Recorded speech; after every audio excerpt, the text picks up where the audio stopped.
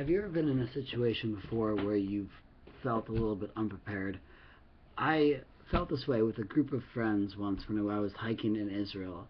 We had gone for a Shabbat hiking trip. We went in the mountains outside of Eilat, which is a city in the south of Israel, and we had planned it all out sort of last minute. There was going to be 10 of us, and one of whom was a local Israeli who knew the area and had hiked there before, and we decided that we were going to go hike and spend Shabbat out in the wilderness. And we went out there, and we left Friday morning.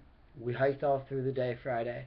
Friday night came, we stopped, we camped, we all prayed the Friday night services together, and then we decided that we were going to make a campfire. We used we had a portable hookah with us, and we took a coal from the campfire, put it on the hookah. We had an incredible time in the most beautiful, unbelievable natural surroundings. The next day we woke up, we continued hiking.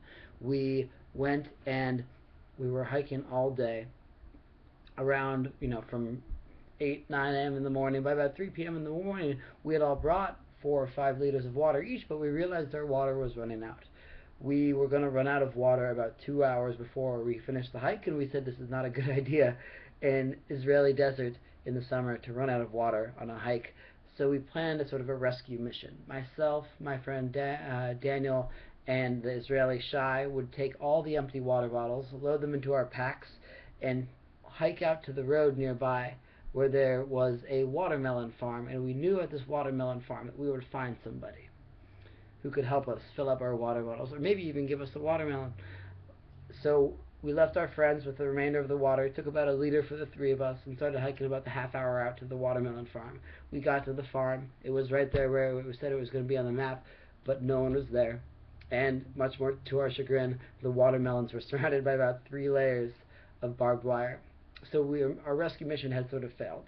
Our friends were there with a dwindling supply of water. We had barely any. We needed to think fast. Shai came up with an incredible idea. He said, let's take our water bottles, our empty bottles, and we're going to stand by the side of this road, a minor highway outside of Eilat.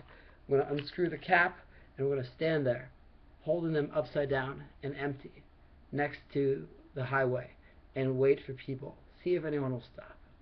We split up, Daniel and myself on one side, Shai on the other, each of us with a supply of water bottles. We unscrew them, we stand there. Within minutes, seconds, it flew by so fast. Cars stopped, and they stopped, and they stopped, and they gave us water. They refilled our bottles. One guy opened his trunk and gave us full liters of other bottles of water. We were overwhelmed. We went out with about 8 liters of water bottles that were empty, and we stood there, and we, within minutes, got over a dozen liters of water in return. The overwhelming generosity didn't just include the water. A guy actually drove us back into the park to meet our friends. We were overwhelmed by the incredible generosity of people, by the fact that in this modern Jewish nation that people cared enough about a random stranger on the side of the road to stop and give them the most vital of supplies. It was an incredible, overwhelming sense of gratitude and feeling of community that we had, and that sort of summarized how we thought about Israel today.